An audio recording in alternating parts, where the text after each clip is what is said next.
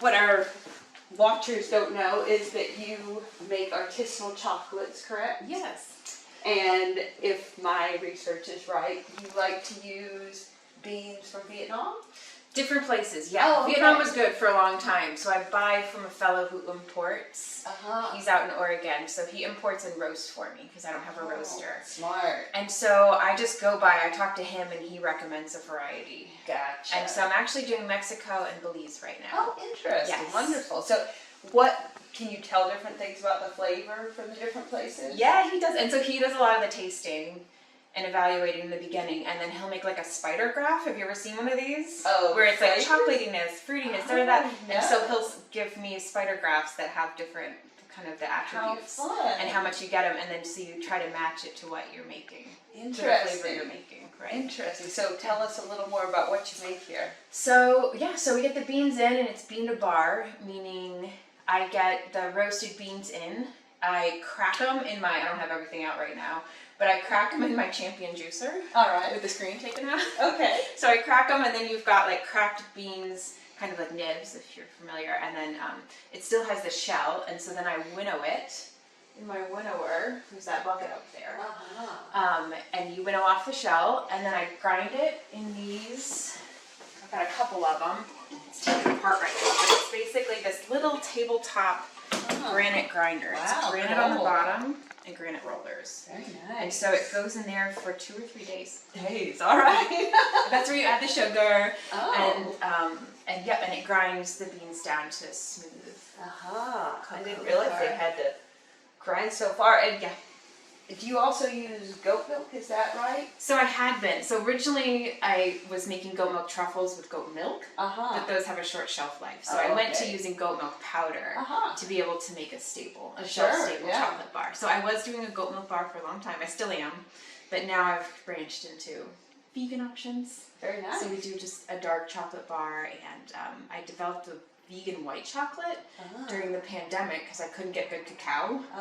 Right, we had all those supply chain disruptions, Right. and so yeah, so some of these are Oh, it's like a here's coconut. your- Yeah, here's some. So Very there's a coconut nice. milk white chocolate. And do you sell these online? Can people get them? I don't right now. I sell them locally right now, and then sometimes people email me, and I do. I will someday do an online store. I've done it before. It takes a lot of your time. You have to be very consistent. I'm still a little shy about getting bigger because the pandemic. I was growing the chocolate business a lot at the beginning of the pandemic, and then all the supply chain stuff was like a disaster. And so when it feels like the supply chain's steady again, we'll go online. But yeah, for So now. we can't give your information. They Oh, can't come and yes. buy your chocolate. Not if you're, yeah, that's true. Outside of Athens, I do. We're branching out. I have, a few different spots in Ohio and West Virginia, and then I do have some shops that want it in like Vermont, New York, and some other places. Oh, So, cool. Yeah, we may get out there, but for now, yeah. They're really elegant. It's so pretty. I know. And then we got into the lollies. Yes. And we broke out the luster dust and started making. Oh, is that Yeah, that's why it's gotcha. all shiny. So How yeah. cool. Yeah. These are awesome. Yeah, these are little lemons. Oh, are they lemon flavored? They are. They have lemon powder in them, and then these have crystallized ginger that we grew on the farm. We grew ginger this year, Oh, and very we nice. candy ginger, and so they have that. Oh, that is so cool. Yeah. And then we started doing hot cocoa mixes too, because I require hot cocoa every day. So I'm making it anyway, and I started putting it in bags. Yeah. Well, we will have to come back and get some when the camera gives up. But I Yeah, don't want to use up exactly. our camera time on me looking for your chocolate. Do you want to see the seed room? Oh, we're yeah, here? I'd love Yeah. to. That would So- be awesome. Originally, this was to be the creamery. Right. This is actually a very original Nice milking pivot. Right. So this was the milking barn. Uh-huh. So they were milking cows in here, and Wow. the big milk tanks were in there. Uh-huh. And so during the pandemic, I started making a vegan nut cheese for a company. Oh. And so they helped me build out this space that was supposed to be cheese production, vegan cheese production. And Oh. this was to be the aging room, but Interesting. instead it's now my seed room. Wow, this is nice. Can you come in and see it, honey? So it's insulated like a walk-in with a mini split that can heat, cool, and Yeah. dehumidify.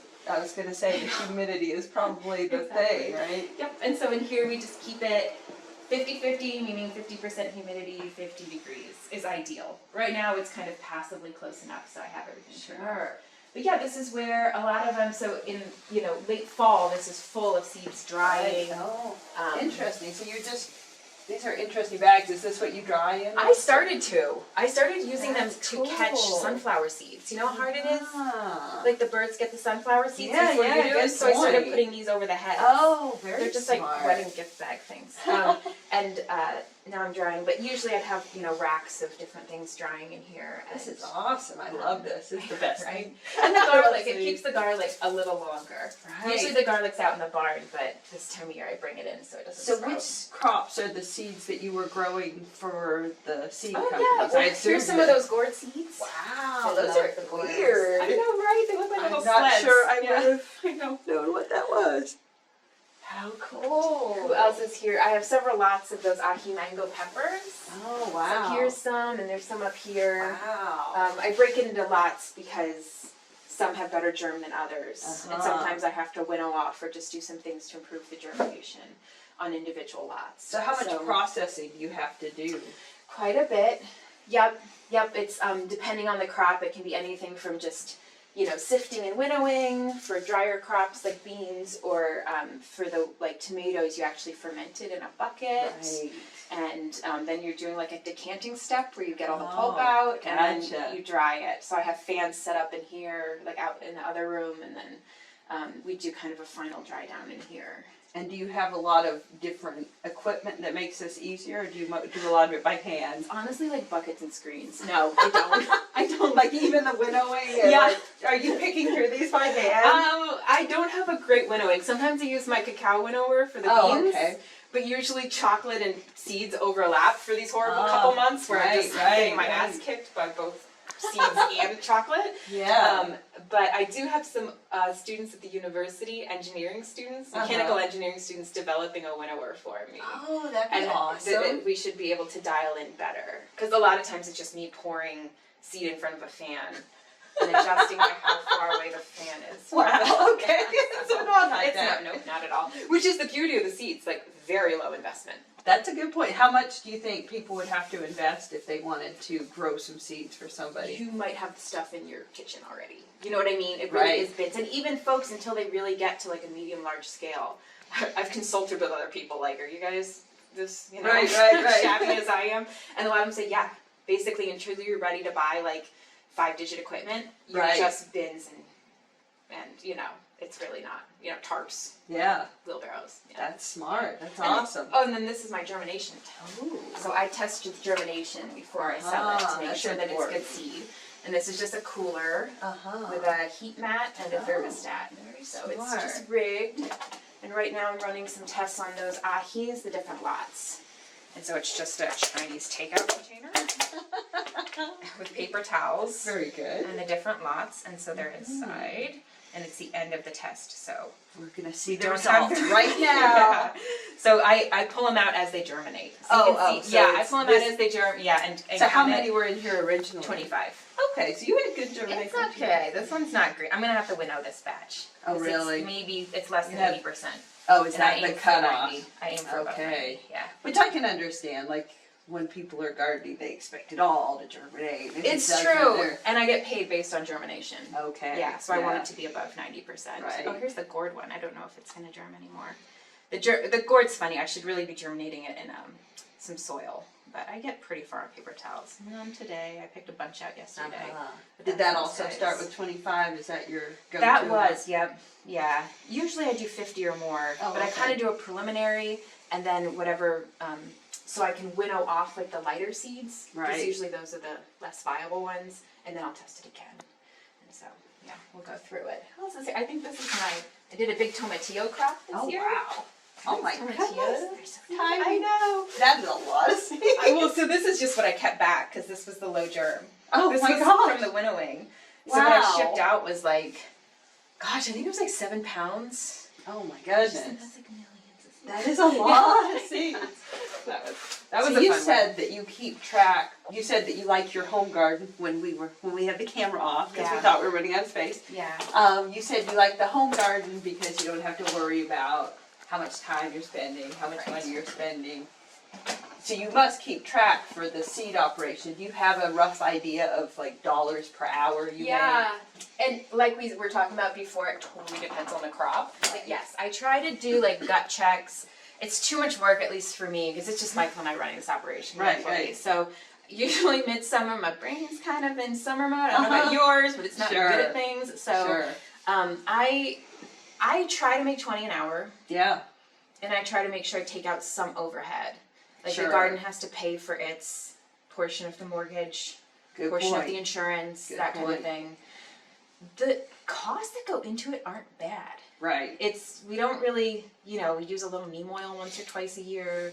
Fertilizer wise, it's just the shot hay, like the bedding. Right. Sometimes we amend, but not much really. We Mhm. haven't had to so far.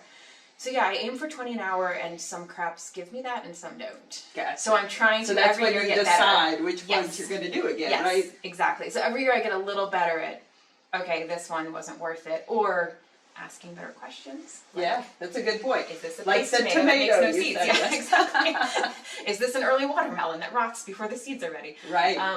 So I'm getting better. Yeah. So hopefully next year. Right now I'm actually, I just brought on a fellow who's going to help me, who's more experienced seed growing. Yeah. And so he's going to consult with me to Oh, help cool. me be more strategic about what you take on, how much you push back on price, Right. Good point. and those kinds of things, because it is high risk. Yeah, You can it make is. $0. Yeah, You know what that's I a mean? very good point. Yeah, exactly. And you don't get it's a little harder than market gardening, because it is a way longer cash flow. And it has to be cycle. more perfect, like Yes. compared to like Yes. bring things to the farmer's market, Yes. whatever you bring is great, but Uh-huh. you need to bring 10 pounds of this seed. Exactly. And it has to meet germ and all those kinds of things. And you presumably Yes. can't grow anything else in that species in your garden. Precisely. You have to do your isolation distances, and that's challenging. So we actually do have 2 other isolation plots. Oh, okay, At smart. neighbors' places, Oh, because we have okay. wonderful neighbors. And so I grew a couple of crops because I want to do more than one cucumber. Okay, So there's there you another go. one down the road Right. for cukes, because you need a half mile. Right. So you're right. But I would say one good thing about the seeds this year, super wet, a lot of splits on tomatoes Yeah. that made them unmarketable. Right, that's a good point. Fine for seed. It's So true, that they don't was- have to look pretty, Exactly. they just have to produce. Right. So that is the pro as So that opposed to was- the con. Yeah, right. That's one of them. But you're right about that. And then also you don't get paid until I Yeah. just started getting my first seed checks. Oh. So, Right. it's not like at farmer's market where it's. How many years have you been growing seeds? This is my 5th year commercially, Very nice. but I've been a seed steward for 15 Sure. years. So yeah. Yeah. Yeah, just as a gardener. Yeah. Cool. Awesome. Well, I think that's probably pretty good. I can now pick out my chocolate. You tell me how much I owe you for chocolate.